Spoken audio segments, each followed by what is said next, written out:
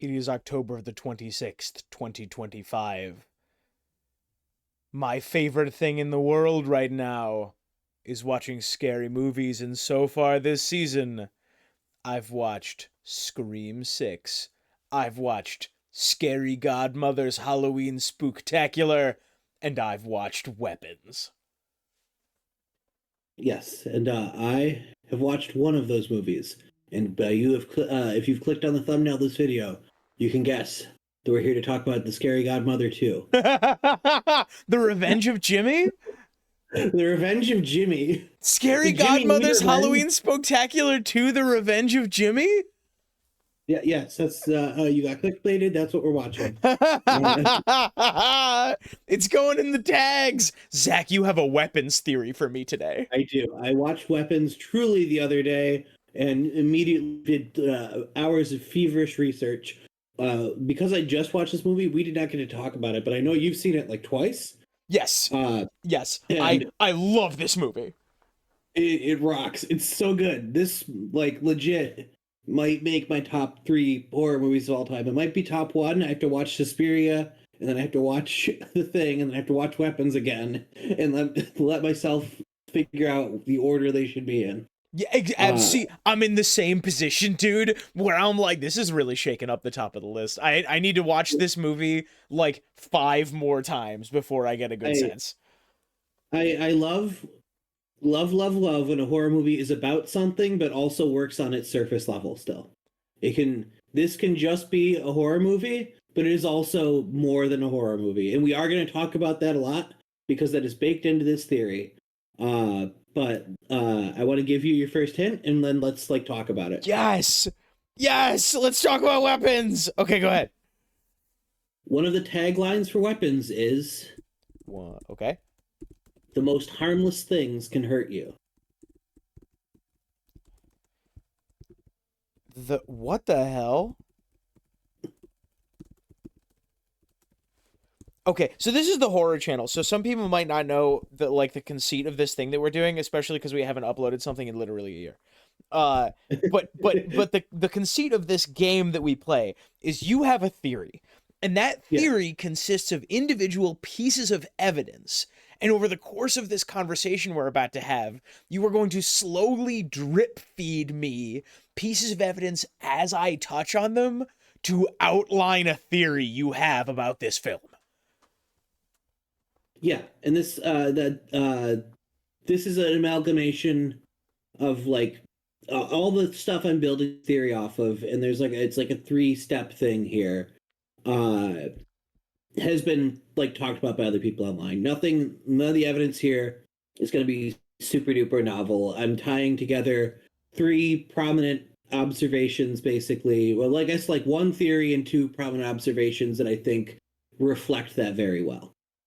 And it's also just a great way to talk about the depth of this movie in a way that really celebrates what's honestly so fucking great about it. This movie rocks. But Tom, take it away. You got your first hint. Let me hear where your brain's at.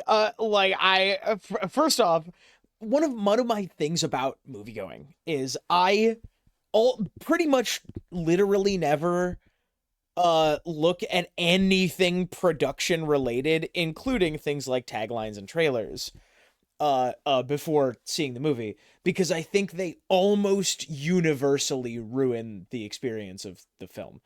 I don't want them. I walked into Weapons not knowing the plot, right? Not even knowing the pitch.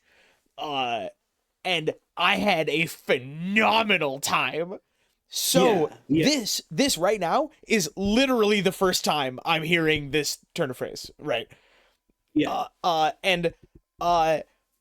What the hell does that mean? I don't know if that was what I'm going to talk about the director a lot. His name is also Zach. Zach Krieger, I believe, one of the two. I don't know if that was hand selected by him. The poster they went with later has a much longer thing on it. It's last night at 2:17 a.m. Every child from Miss Gandy's class woke up, got out of bed, went downstairs, opened the front door, and walked into the dark, and they never came back. That is not a tagline. That is a summary. Yeah. That should be on the back of the box, Zach. That should be on the Yeah. back of the box, Mr. Krieger. But they went for like a cool sort of minimalist poster where it's just the kids running through the street. So like it's interesting. But this was the original tagline, and it is a good thread of where I want to go, like theory wise with this. Can I just start talking about the plot of this phenomenal film? Please do. Oh my god, nice.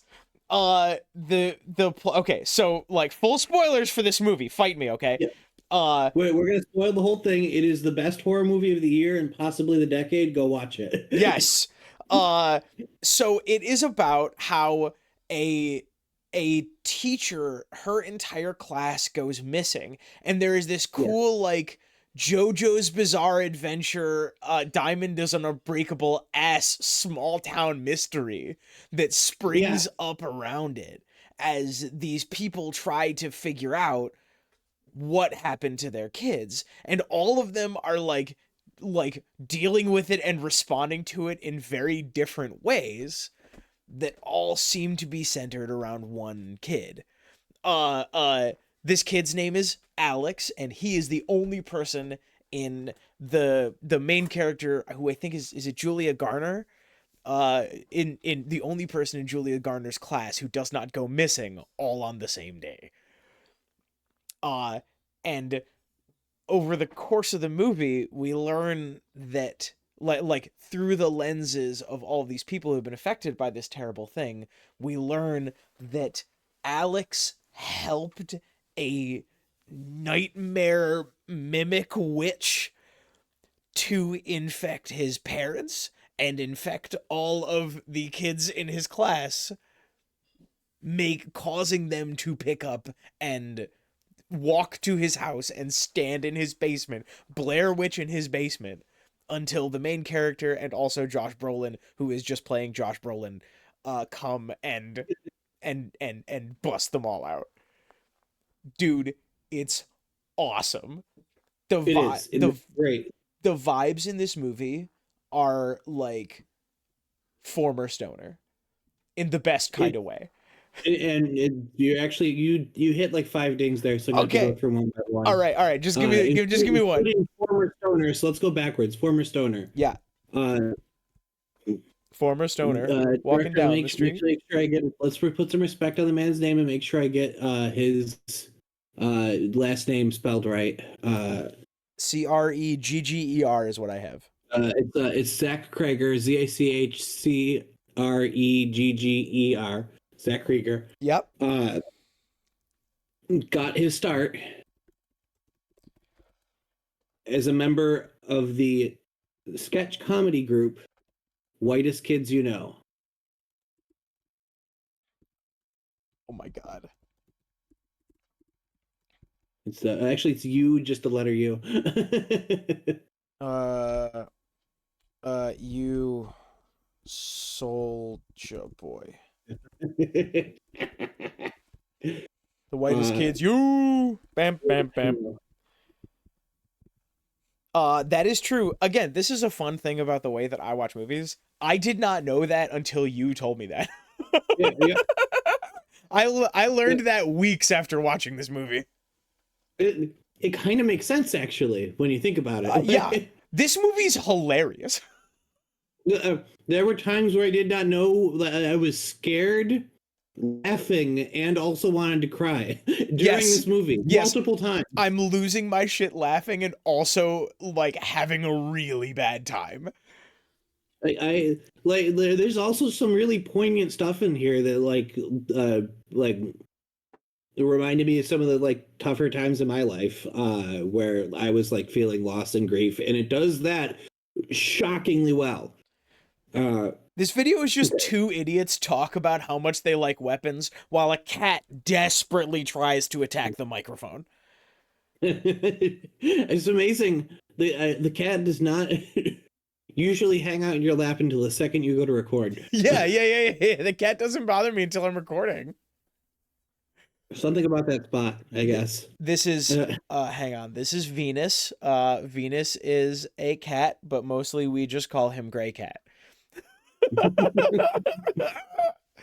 Okay. All right, Zach. What else you got? Okay, so It is very stoner um, comedy. it has that weird element to it, uh, which I love. One of the other things I would like to talk, yeah, I think the main crux that you got there was uh, the disappearance is caused by Aunt Gladys, The who dis. appears. Oh, go ahead. Oh God, I pressed my girlfriend's watch and it's giving me the time. Uh, the disappearance is caused by Aunt Gladys, who abruptly becomes part of Alex's life. He has never met her before, or it is at least implied they have never met. They You have seem it. to have never met. Yes, Can I talk on this for a minute? go for it. This, and you're gonna have to help me because I know this trope exists in other pieces of media, right? I've seen this trope before, but the Yeah, trope of someone who breaks into a family by filling a role that nobody knew about, yeah. right. That by filling a Uh, role that has been unfilled for so long that someone different can take it. yeah. Does that Uh, trope have a name? I don't know. I don't know. It's one of the Yeah. scariest. It's very like Well, creepy pasta scary. You know what I mean? yeah. It's very like internet scary. Like Well, it's also I was going to bring up another movie we watched together and had a blast with, The Visit, which has a very similar yes, yep. vibe That to it. exactly right. Exactly right. And I wanted to say that Weapons is like the greatest movie that M. Night Shyamalan never made, and it's even set in Pennsylvania. You know what? It is kind of M Night Shyamalan.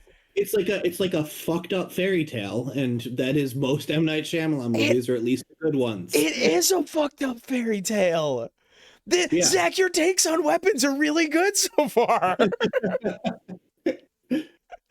I'm just gushing over how funny it was. For example, I really liked our main character going on a stakeout, falling asleep, and passing like fully passing out because she's sipping a 7-Eleven cup full of vodka. Yeah, That's because we've all been there before. that's such a relatable aesthetic, dude. Oh my god. Like a lot of the aesthetic of several of our main characters, including the cop, including the teacher, and including Josh Brolin, feels like people who feel like they're still in people who feel like they're still in undergrad, uh and like doing things that would have been acceptable in undergrad but that don't Yeah. feel acceptable anymore, you know? No, it's kind of in the like theory here. I guess I didn't really have it written down, but I think that it is actually a theme of like having to harden your heart and having to like Yeah. mature up is an undercurrent of this one. I don't know if Yeah. that's like put on the board, but that's also like I think part of the theory too. Yeah, dude, like passing out in your car like after a long Saturday night with friends sipping vodka like all piled in the back seat Yeah, is such a positive aesthetic, and it is turned so hard on its head when you see a person in their 30s doing that. Oh yeah, my god. and A there's person consequences doing to it. that alone. It leads to a serious negative consequence too. Like yeah, like to do that alone with your car unlocked in a like public street, like Yeah. the like one of the bad things can happen is a cop sees you and says, "Why are you sitting in the front of a car with half an empty bottle of like like something that reeks of alcohol?" Because like vodka smells like vodka, and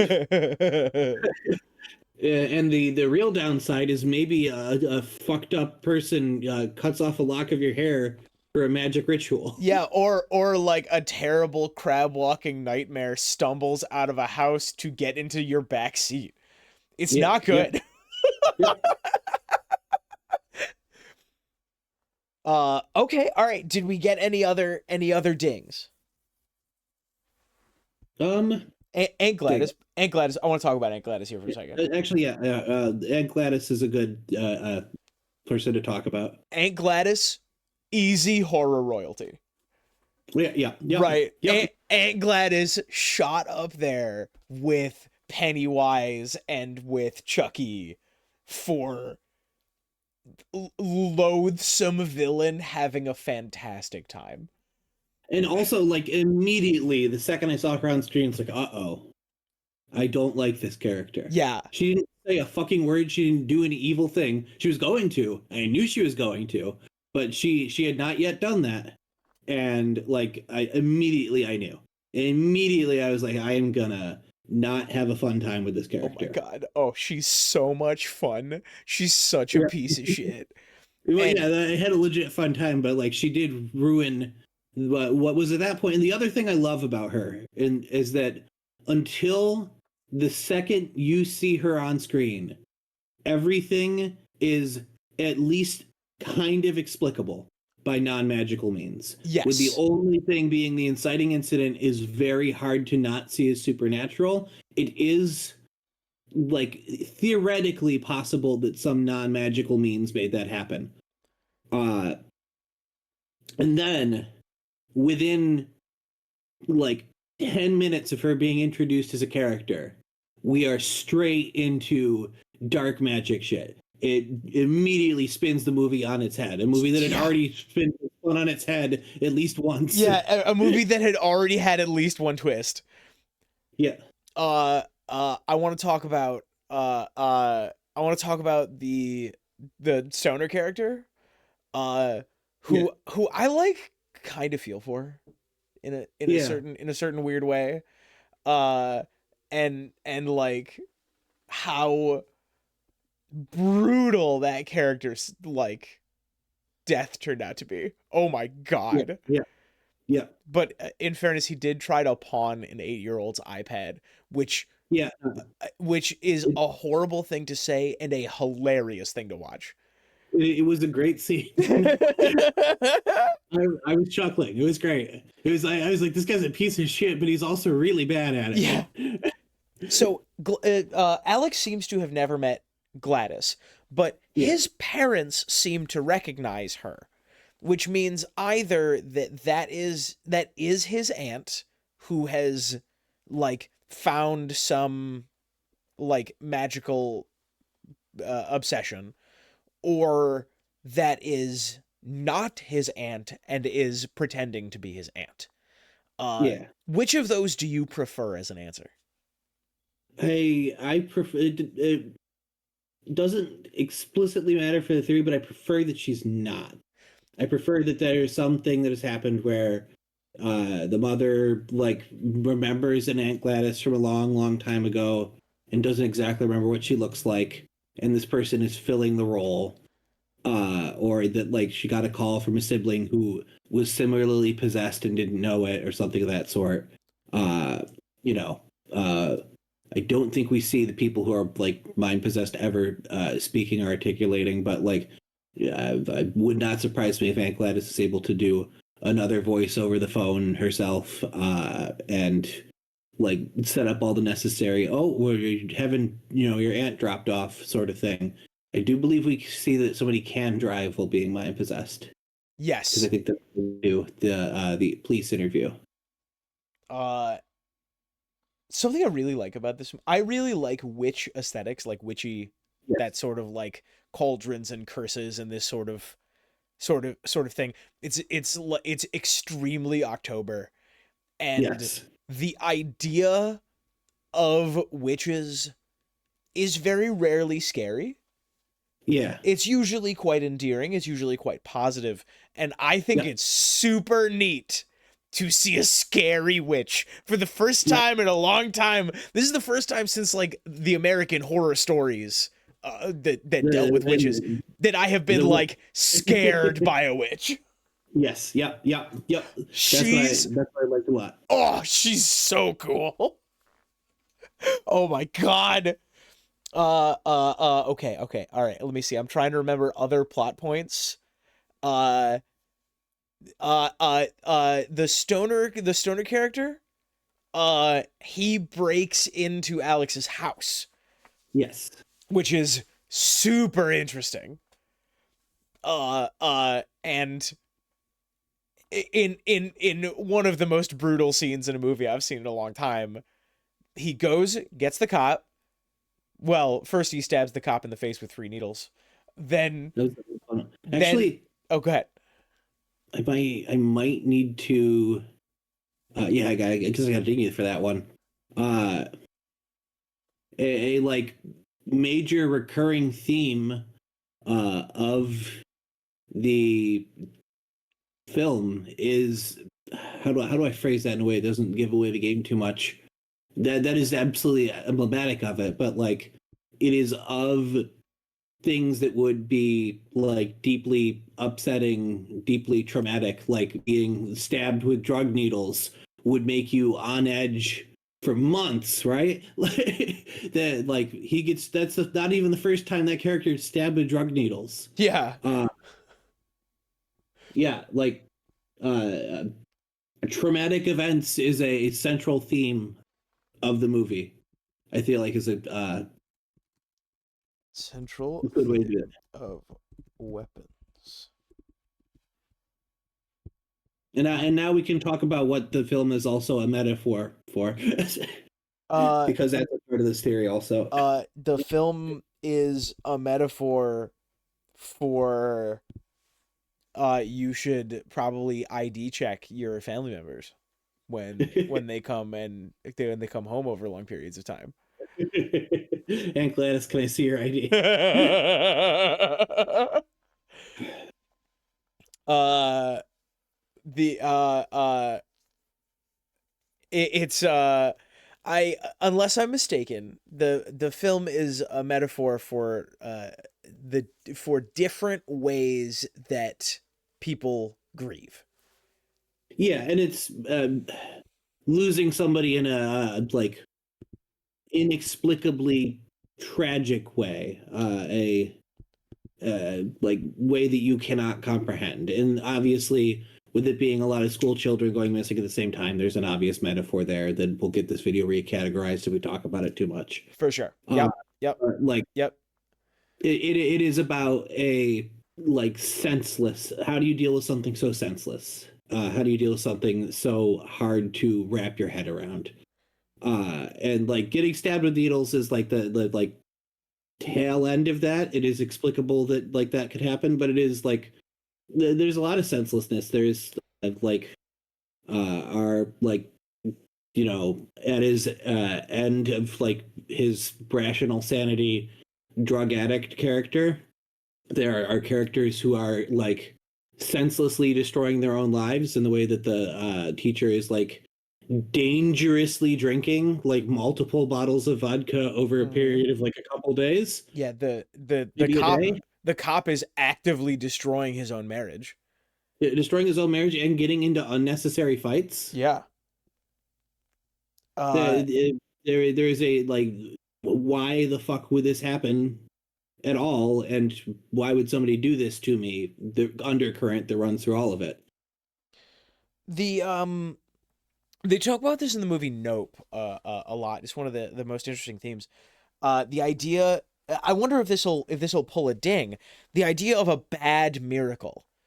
Um there are miracles that are wonderful, but there are also miracles that are horrible. The 1 in 100 million chance that your school is going to be the school that loses 17 children. Did I talk around it enough? Yes, yeah, Uh, yeah. uh, um, in Nope, the main character's dad dies because he was looking up and got hit in the eye with a penny that dropped out of the sky. Oof. Yes, yeah, it's horrifying.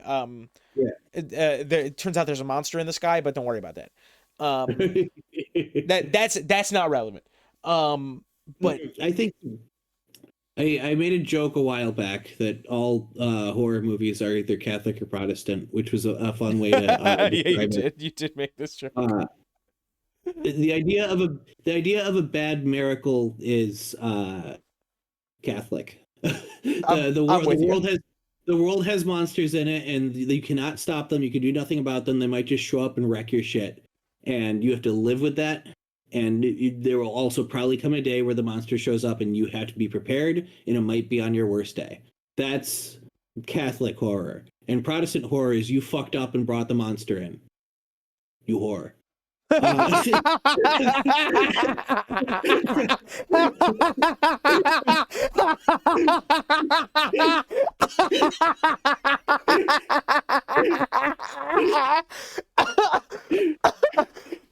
Oh my god.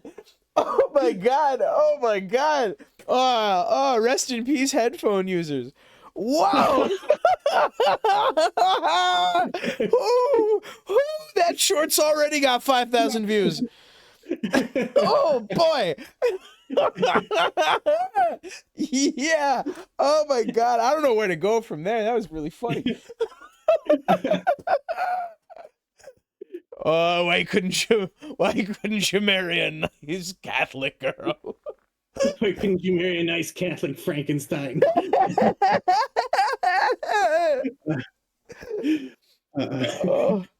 Oh, but then when I put them all together, they were all from Christian body parts. Every body part is Protestant. Every body part is Baptist. Except the eyes, they're Episcopalian. Oh my god.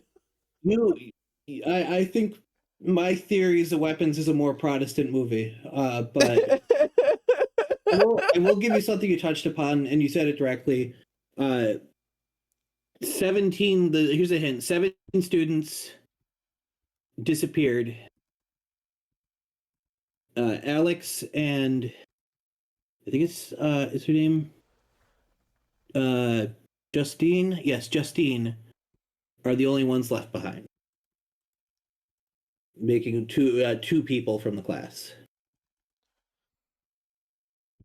Very, very cool. I got something that will either get a ding or will be something that I want to talk about anyway. Yeah. There's a big gun. Yep. What does the big gun say on it?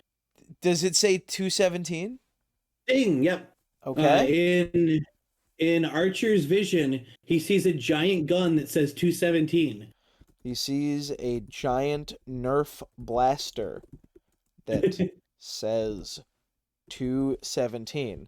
Ooh. And okay. He also shouts his son's name. What's his son's name? His son's name is Matthew? Yep, he shouts his son's name as he sees this. Or roughly around the time he sees this. His son's name is Matthew? And there's a number on the screen. All right. Is formatted. All right. The way you would put it into Matthew. You know you have to riff here for a second because I need to go and look something up real fast. It's been a hot minute since I read the New Testament. Whoa! Holy shit! Is this a literary theory? Are we pulling Bible quotes into this? I'm not the first person to discover this, but oh my god! Oh my god! King Herod's massacre of the innocents? Yes, yeah, it what is literally. The fuck? Yeah. That can't be a fucking mistake. That can't be a fucking coincidence. Now, can it? Holy shit! About Herod's massacre of the children. Oh my god! I believe I remember this Bible story. This is when King Herod has heard about the birth of the Messiah, he orders every child within that age bracket killed. Yeah, correct. Holy shit! Holy shit! It's probably a coincidence. It's probably a coincidence. And, it is the prophecy of Jeremiah that this would happen, that Herod would do a great, horrible crime that led to the weeping of the mothers. and this is where Rachel's weeping for her children, uh, because they are no more. Speaks of Herrod, or is it Herod? We're gonna say I think it's Her. Herod. Say again. I think it's just Herod. Massacre of the Innocents. Prophecy. What the fuck? Hell yeah! Hell yeah! Oh my god! Oh, it feels good to do. Dude, it feels so good to do other series, other franchises. This rocks, and I will say I'm by no means the first person to recognize this. Oh my god! But it immediately hit me that he was shouting Matthew, and then we get the big reminder of the 217. Oh my god! Which is also the time they all disappear. Now this was not the first thing that I thought when watching this movie and seeing 217 show up a couple of times. Yeah. What I thought was of The Shining. Oh, and there's actually I have a little bit of The Shining in here. What? Because there's a visual allusion to it. What the fuck? When the mother is bursting through the door, when Alex's mother is bursting through the door, I remember that. She pops her face in, and it's framed like the Jack Nicholson face through the door. She is framed like The Shining. Zach, yeah. What? What are we talking about here? Oh my god, it feels so good to be overwhelmed with evidence. Oh my god, I love the other channels so much, but it feels so good to be overwhelmed with evidence that's just gonna keep coming. Yes! Yeah. Oh, we mathematically have to be in new ground. Yeah, we mathematically have to be on newgrounds.com. Yes. You should recategorize this one. Okay. Oh, holy shit. Okay. All right. I'm gonna hang on. I'm gonna what's the Shining hauntings largely take place in room 217. I believe that was changed for the film to 237. Someone in the comments tell me if that's true. We did do a Shining theory, but it was a long time ago. Yeah, it was exactly a year ago.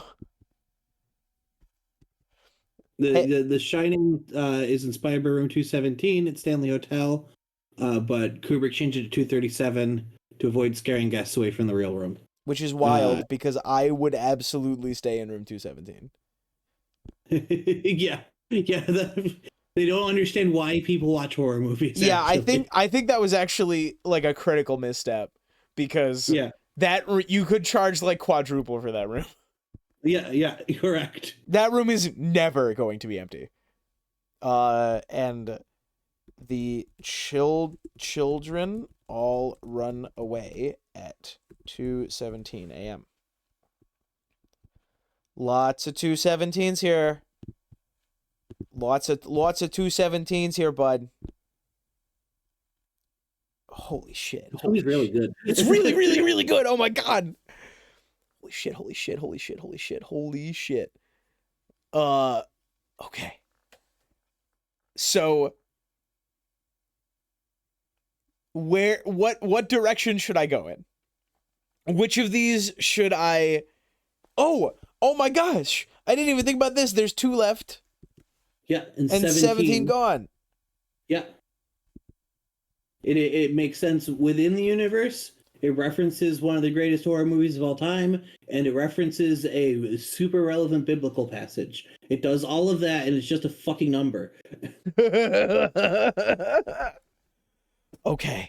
Oh, holy shit. This music called by Anklet, because the most harmless things can hurt you. And now I have to force myself back into the brain space that there's actually a thing I'm supposed to be doing, right? In this loose format that we call a game, I actually do have a job. Yes. And that job is to try to string all of these things together and turn them into a theory. And please, I'm going to turn to camera 2 here for a second. Hello, camera 2. It's been a hot minute. It's great to see you. You're looking fantastic. Is that a new lens? If you want us to do more of these, please like, comment, and I guess hype this video. Hype the crap out of this video because I'm having so much fun. Oh my god. I'm having a blast. How do I string these together? And please, down in the comment section, like, give us a timestamp of and your guesses about what the theory is. Because there is a theory here, right? There's something either within the universe of the movie that you think is true, or like within the like filmmakers' minds or something like that you think is true. That all of this points toward. Yes. Okay. Oh my god. I'm like giddy right now. This would I get a ding if I said that Archer is a John Benjamin character? Not in this movie. There's a giant weapon, Lana. It would be very different with that Archer in it. Why? I'm having trouble figuring out why this is relevant. Right? These two things are so much different than the stuff that we've talked about before. I'm putting 3 things together. So I think like you're mostly through on that thread. So like there's one other bit of 217 I have there, and I don't think you're likely to get it. So I can give it to you. Yeah, go ahead and give it to me.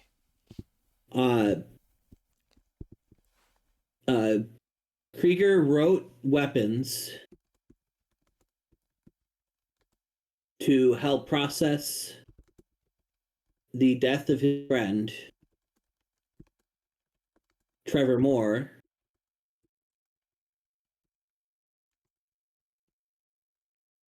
who died around 2:30 in the morning, which is a real bummer of a clue, and I'm sorry it has to be in this theory, but it is super relevant. And then go right into Whitest Kids You Know, because they both worked on the Whitest Kids You Know together. I think that he would not call that a downer of a clue. Yeah, I think that's fair. Right, he would. I'm actually gonna like put a box around this, because this like if there is something that like you take away from this video, it's this. And this is such a positive, heartfelt thing that he was sad, so he wrote a movie.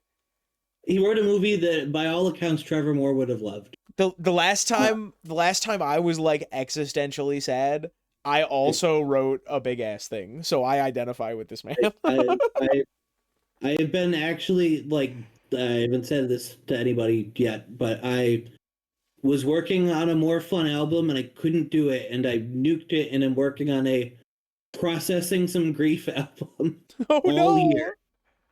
I legit, that's why I think I found so much to love in this movie, was I understood where it came from. Like, I think very, like, utterly, whatever.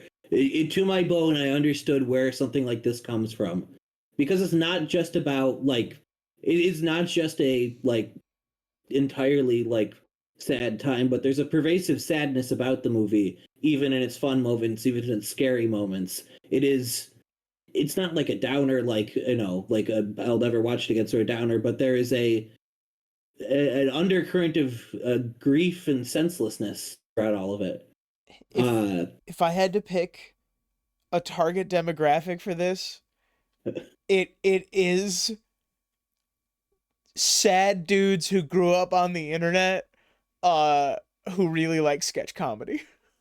Yeah, and to be fair, but yeah, I'm the target audience. Yeah, I'm with you, Zach. I'm with you, Zach, and I'm with you, Mr. Krieger. This is, I appreciate and respect you, and you really speak to me. And I don't know if this was what you wanted. Two slightly sad idiots who do miss sketch comedy. Yeah. You know the fucking crazy thing? I don't think there's room with the amount of hits I have left to put it on the board. There's a Whitest Kids You Know reference in this movie. What is it? It's to one of the two. So like I gotta like this is a great opportunity to talk about how much I love the Whitest Kids You Know and their sketches, because my friend group quotes one of them a shit ton, and then a second one a fair amount we reference it. And the first one that we reference a ton is not the one that gets referenced, but I do want to bring it up. It is the old glory hole, where Trevor Moore, I believe his character, is at a glory hole, and then another person who I think might actually be the director of this movie, but I might be wrong about that. I think it might be Tim and not Zach, who is in that one. Is in drag and is his wife and confronts him at a glory hole he's not supposed to be at, which is not thematically unrepresented in this movie, but that's not what I'm talking about. But I do want to say, my friends shout the old glory hole at each other at every social gathering ever. I'm not cutting this. The old, I find you here at the old glory hole. We say it all the time. Rest in peace, headphone users. They just fell back asleep. Yeah, if you watch these videos to fall asleep, this was the wrong choice. It's the wrong video. Enjoy the nightmares, asshole. And the other one, which is referenced, is the hot dog sketch, because we have a friend who used to work at a hot dog restaurant and ate too many hot dogs and still does. And in that one, he asked the person, how many hot dogs do you think you eat a day? And he says 7. And he's like, 7? That's a lot. And when the scene where Aunt Gladys leaves the house and it switches fully into supernatural horror, it starts on a shot of food being served up to the couple. And that plate has 7 hot dogs on it. Oh my, no, it doesn't. You're lying to me. It is 7 hot dogs. You're lying to me. They did not flip a 7 hot dogs joke into this. Yes, they referenced the famous hot dog sketch from The Whitest Kids You Know. Oh my God. Holy crap, dude. This movie, it's gotta be up there on my favorite horror movies. I want to show it to everybody. It's so great, and also, like, I want to show it to everybody, and also I would understand if somebody was mad at me afterwards. Yeah. You feel a lot during this movie. Yeah, and it oscillates between that's deeply sad, viscerally upsetting, and like gut-shakingly hilarious very quickly. Yeah, and creepy and like messed up the whole way through. And in fact, the final scene, which we will have to talk about, yes, is all of those at the same time. Oh my God. I was scared, I was laughing, and I felt really bummed. I think that a good movie is able to turn you into like a really good movie, a really successful movie is able to turn you into a different person while you are watching it. It is able to put you into the minds of someone like with the I don't know, the desires of the people in the movie. You want the people to succeed. And deeply unfortunately for the characters in the movie, succeeding means 17 10-year-olds ripping an old lady apart. in what is the greatest scene that could ever be described that way ever. Nobody could ever do it better than that. Oh my God. And I watched this movie at the drive-in, as I do with many of my movies. And I was up on 2 heels in the driver's seat of my car, leaning all the way forward, cheering and screaming as this scene was happening during this like slow motion, like Jason Bourne chase through multiple suburban houses. And this lady did knock over doors. Fucking tackled through French doors, gets ripped to pieces on screen. Very viscerally, yeah. It's some zombie movie level gore. Okay? They do not shy away from how like fucking gnarly it is. This movie is not for everyone. But oh my God, does it earn that crime against humanity? You know, I gotta give you a ding. What? Yeah, Gladys is easily killed by 17 grade schoolers. Can I try to whole shot your theory? Go for it. Okay, you what you have wanted to do um is bring back up the how many toddlers can you beat in a fight debate. And That's not the theory, but that is part of the video, actually. and you think you can beat more than 17? I don't think I could, but you're gonna hit one of the load bearing pillars of my theory if you follow this all the way through. No, I don't know if I can beat 17 grade schoolers. I don't know what my odds are. My thought is that they don't usually use group tactics, which gives me an advantage, but they are using group tactics in this scenario. Yeah, they're all Naruto running. Yes. That scene is so fucking funny. Oh my god. The like I don't know what the actor, I don't know who the actor for Gladys is, but she like Alex snaps the twig up in the attic to create this like to destroy the I'm sorry, you gotta load bearing one otherwise. Ding. Yeah, let's go. Alex is perfectly capable Uh-huh. of using all of the magical implements Gladys uses. Yeah, the Gladys is not a magical being, right? Okay, dang. Yeah, Gladys does not seem to have any magic outside of her implements. Yeah, Okay, well, yeah. we're really going for the walls of this one. Gladys does not seem to be a magical being, right? She is a magic user. She is not Yeah. she is not a mage, right? Uh she she is a potioneer, right? In the comments, can I get a D&D nerd to like describe this better? But she is a person who uses magical trinkets, not any inherent magical ability of her own. Yeah. She understands how to use rituals. She understands how to tap into like latent magical ability, but she doesn't have any more of any than anyone else does. She has just learned how to use it. She is a witch aesthetically, and like depending on how you view a witch, like she doesn't have magic in her blood, like you would think in like some depictions of witches where they were born with great powers or something like that. She was just potentially, we don't know her backstory, but a regular old schmuck who found the right trinkets. Yeah. One asshole who found the right book, which says which basically like a cookbook, right? It is the way to do these things.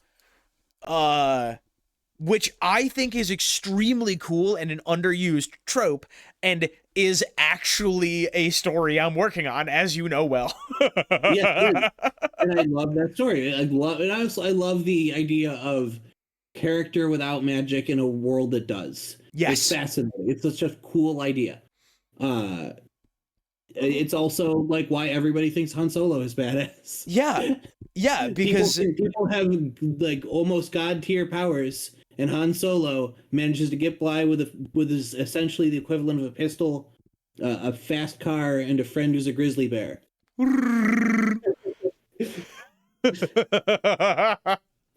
Laugh it up, fuzzball.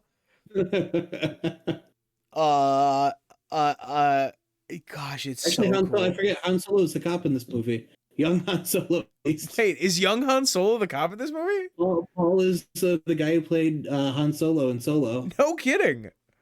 Yeah. Oh man, it's so good. Something we haven't even talked about is like the small town mystery element, which is truly my favorite kind of story. Yeah, I love a like I wouldn't call it necessarily low stakes, but like low scale like story. It matters a lot to this town. Yes, It matters a lot to the people in it. It has changed the character of it forever, which is also like wonderful for what this movie is a metaphor for. It's like the town is impacted. We see how it affects the everyday people in it. we see the guilt, we see the way they try and cope with it, and we see the mystery. We see them trying to understand something they fundamentally can't. But it's not the whole world, it's just this town in Pennsylvania.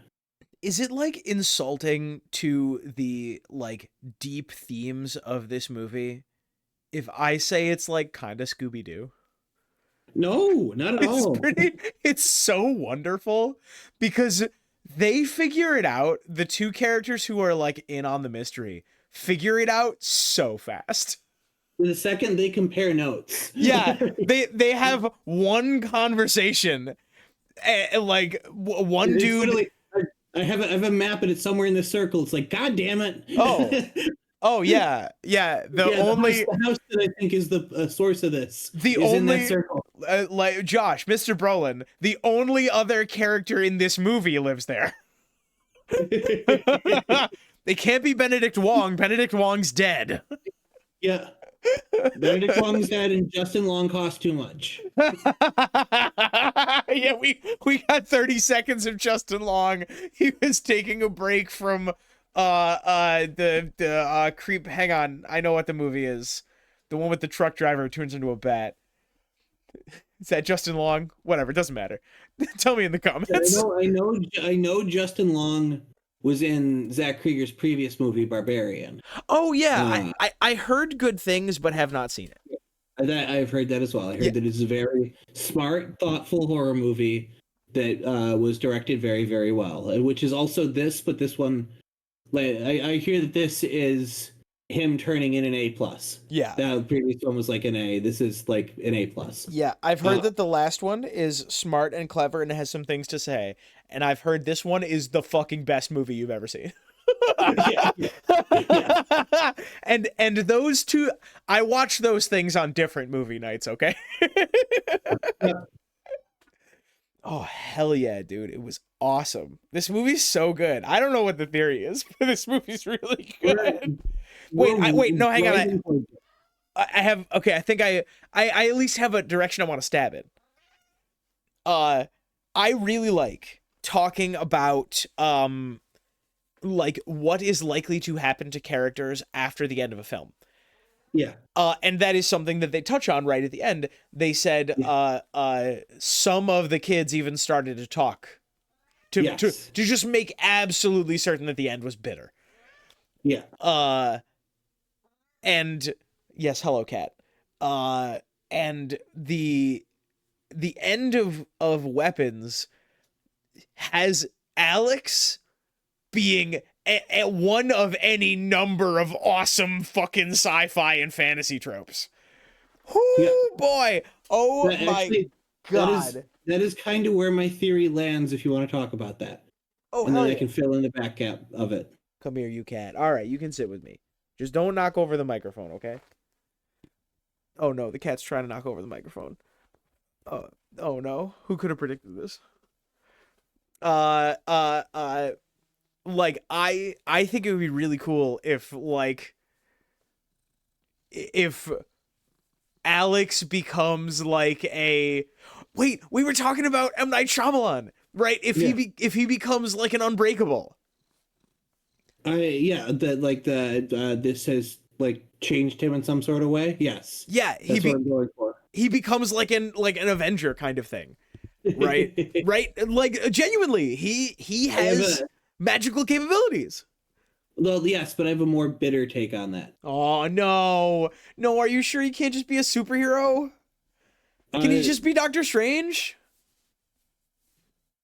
Let's talk about like if we wanna like tie this together. We have talked around Aunt Gladys a lot. We haven't talked directly about her as much. Oh, okay. Other than complimenting how good of a character she is. She's really good. I think that's the final like pillar of this. She is overtly manipulative. Ding, yeah. And an incredible, like a circus performer liar. It's awesome. Yeah, ding. Aunt Gladys is manipulative, abusive, and dishonest. Manipulative and dishonest. Yes. And you know what goes in the middle there. Just so that YouTube doesn't, we're already flirting with some Stuff they Ready don't for like. it? Some tough, yeah, some tough stuff. Uh oh my god. Yes, she is. Uh let's see, like specific thing, like she is a puppeteer, right? Yeah. She like takes away people's agency and forces them to do things that they would otherwise never do. Both by magical means and by like threats and deals. Yep. Yep. She's like she's almost like a traditional Crossroads demon. Yeah. Yeah. Oh, yeah. Absolutely. I don't think that's exactly what I'm going for here, but like that's pretty close to it. Wait a minute. Wait. I'm not going to argue that she's a demon. I actually firmly believe she is a person. Are you going to argue that she Like, is a different character that we've already seen in some other no. piece of media? It, Because I well, started running through the Rolodex. apparently they Krieger has an idea for a prequel about Aunt Gladys. Fuck Although I yeah. kind of like, I trust him a lot because he's only turned in bangers his entire career. But I kind of like her as a more metaphorical villain, and I'd like you to talk about the metaphor here, of which he has commented on directly. I'm sorry, I got a little bit distracted because I was thinking about how, like, what if instead of that, we just bring Aunt Gladys back and say that she's a different iteration of the same like type of character, like Leprechaun. That would honestly work better. I mean, Weapon especially if weapon we're going for the weapons in metaphor. space. Yeah, weapons in space. And Gladys Resurrection.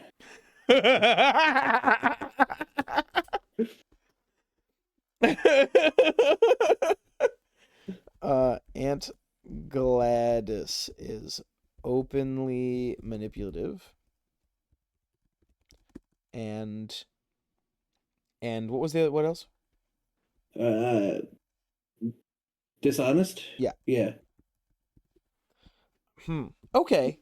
Um like is the metaphor for like is the metaphor you're looking for like a really bad relationship? That it's close. Like a Talk real about like run through some of the like we talked about it with the like senselessness. I probably should have gave you a ding there. Run through some of the like traits of the other characters that we talked about that we can see like they get their own little chapters. what's that Jane Austen book? Pride and Prejudice. No, senselessness and sensibilitylessness. That's pretty good. That's pretty good. I'm sorry. I stopped paying attention so I could do the bit. I'm sorry. Say it again. I'm sorry. I'm sorry. Run through some of the other characters and things they struggle with because it's gonna hit you. The dad struggles with getting over like wait, okay. Okay. So the teacher struggles with alcoholism. Ding. Yep. Yep. Straight up, Justine struggles with alcoholism. Justine struggles with alcoholism. Um, I I mean the our stoner friend struggles with the Heroin or heroin, narcotic, right? at Yeah. least. Yeah. Is that a ding? I think his name is James. Yeah, James struggles with heroin. Yes, ding. Struggles Absolutely. with, let's say, substance use. Yeah. Um, the cop struggles with sleeping around. Yeah. No. Yeah. Absolutely. Yeah.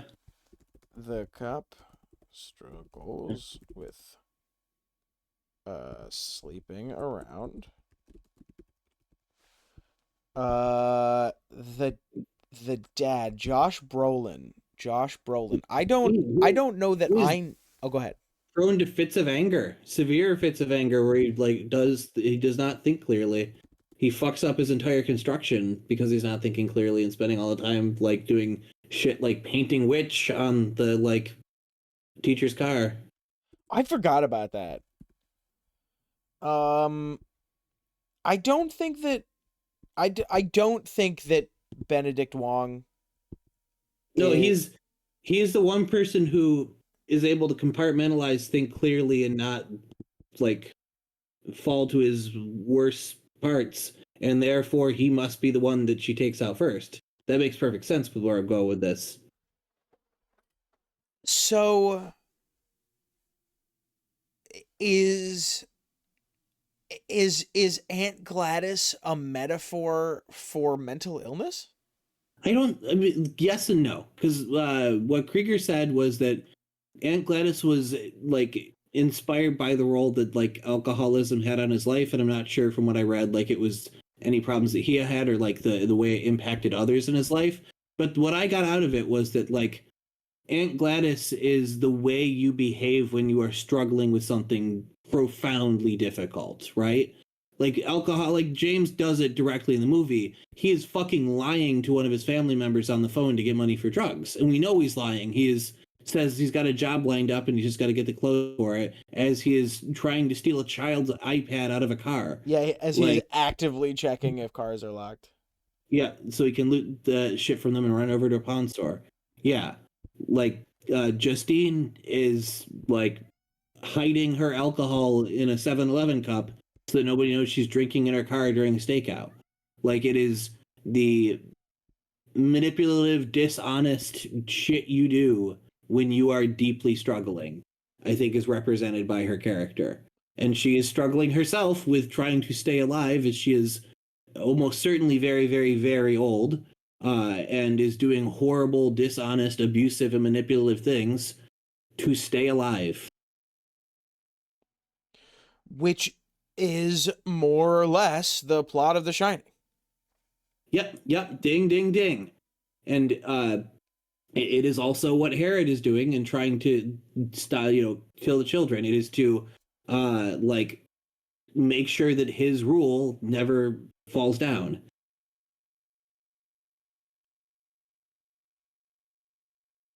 It is the she's a metaphor for the inhuman things we do when we are struggling with the problems we see in the mirror.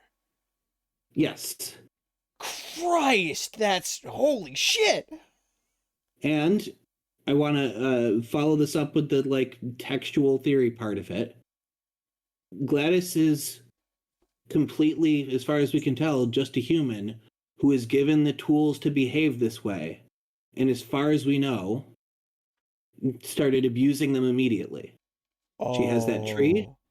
She has whatever, like the bell, the bowl, that or like the ability to.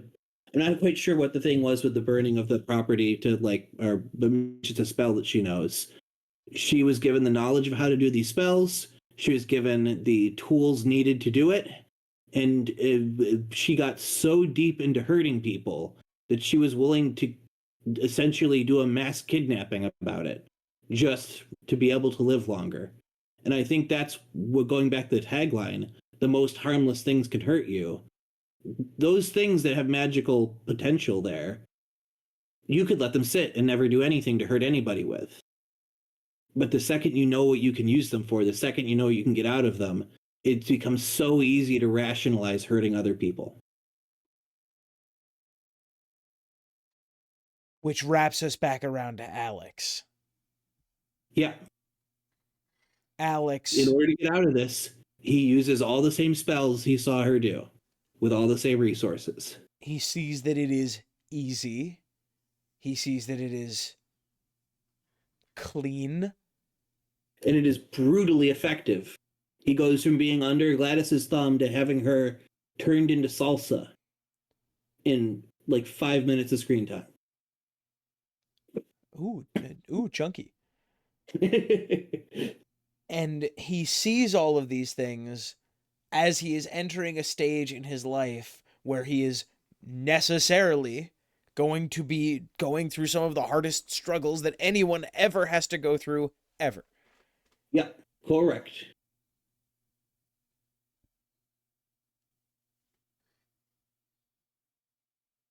So He's Batman.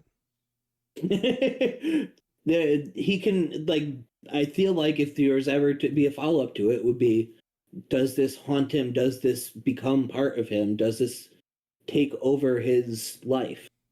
Uh, and Oh, can't he I just be don't know. Batman? Yeah, no, like there's a version of this where he's like, I'm never doing that shit again. But Honestly, like, you're right? Because that is a lot of the plot of what all the Batman comics are. It is how different sorts of people deal with different sorts of horrible things when they have the power to do something about it. yeah, and I feel like that's a good theme of this movie is that you can choose to do something better, right? You can choose in your life to, like, overcome the things that push you to hurt people, or you can fall deeper into it. I think it is optimistic to imagine he becomes Superman. But what Yeah, I think there's a wonderful spin I can put on this, Zach, because yes, like you are describing a world where he becomes Aunt Gladys. yeah, I think I can take that a step further and say that he becomes Homelander from The Boys.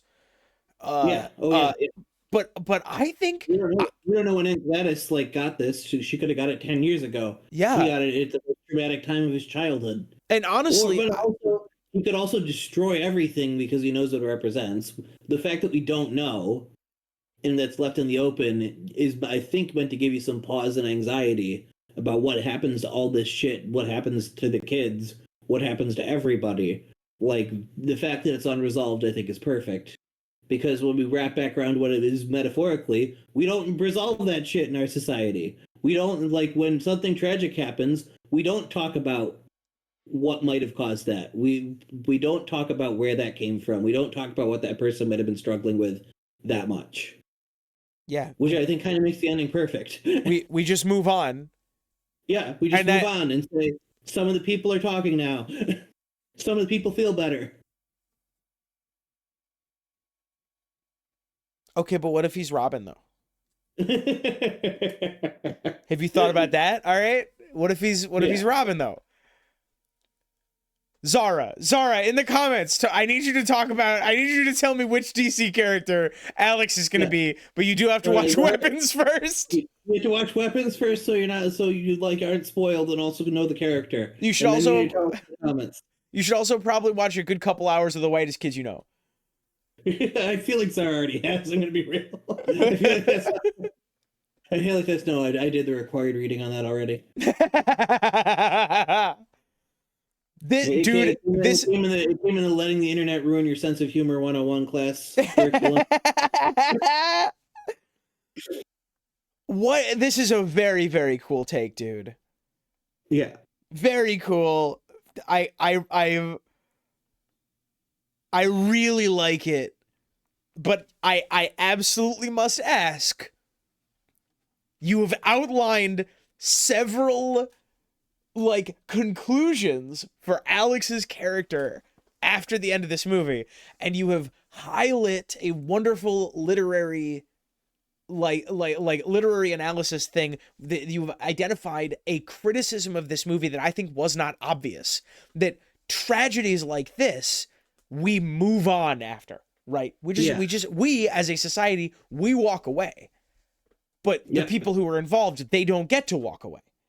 Yep. And I think that that's really cool. However, which one is it? I'm not letting you out of this video until you tell me which one it is. Which what the ending must be for Alex? Yes. I think genuinely, I like that it's ambiguous because you get to paint your own picture as to what happens next in your head. I do too, and it's a wonderful metaphor for like that sort of lack of like very temporary care for these kinds Yeah. of tragedies that societies have. I think that Alex doesn't fall to do anything. I don't think he. My version of it in my head is that he takes everything that Aunt Gladys has and destroys it so that he could never pass on the cycle. But that knowledge exists. It is probably going to haunt him for the rest of his life. That whenever he's in a situation where he feels old or he feels weak or he feels like he doesn't have control. He knows exactly what he has to do, the plant he has to get, the bell he has to ring, unless it's only those ones and he destroyed them. He knows that there's a way out there, and that he struggles with that for his entire adult life, but he resists. In my brain, in my fan fiction I'm writing right now, that's how it would play out. But I understand if somebody thinks that's not the case. If you think that's not the case, please tell us in the comments. Yeah, your interpretation of what happens to Alex afterwards, I'm curious to know. And please tell me which A Song of Ice and Fire character is most like Alex. I think it's Bran. The only thing I didn't get to talk on here is the Pied Piper, which I feel like was another like fun little. Oh my god, you're right. I hadn't even thought. Yeah. Like, dude, we can talk. Fun fact, we're at the end of the theory, I think. Yeah. But stick around. We meme for a little while at the end. Yeah. I want to include a little Pied Piper here because it's also like a hurt people out of selfish desire that involves rounding up kids. The Pied Piper literally runs all the children away from the parents just because they stiffed them on a payment. But the Pied Piper is kind of shitty and has a clear hot take problem there. Hot take: the Pied Piper did something wrong. Whoa. Whoa, Zach, not based Pied Piper? Usually in the bottom 25, no, hold on, 50 Germans. Whoa, that's the end of the video. We're leaving. We got recategorized again. Zach, tell everybody goodbye. Goodbye.